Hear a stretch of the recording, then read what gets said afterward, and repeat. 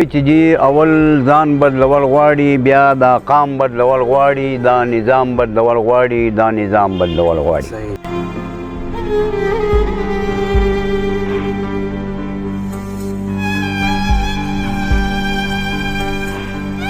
دې نظام کې د وزیر هم اتیا تنه نوکران وي، خدمتګار وي، ډرایوران وي، محافظ وي، پولیسان وي، سرکاري ښکلي بنګله وي، سرکاري پکې سامان وي، انګریزي باورچي خانه وي، په هغې کې باورچیان وي.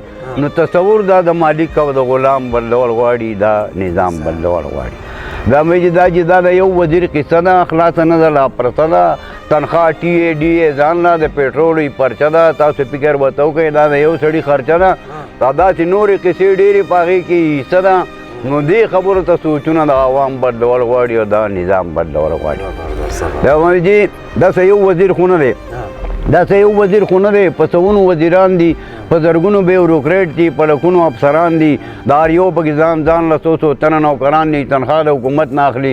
نو ما په اسلام کې خدا نشته چې دا څنګه مسلمانان دي. نو دا آیین بدلول غواړي، دا آیین بدلول غواړي، دا حکام بدلول غواړي، دا نظام بدلول غواړي.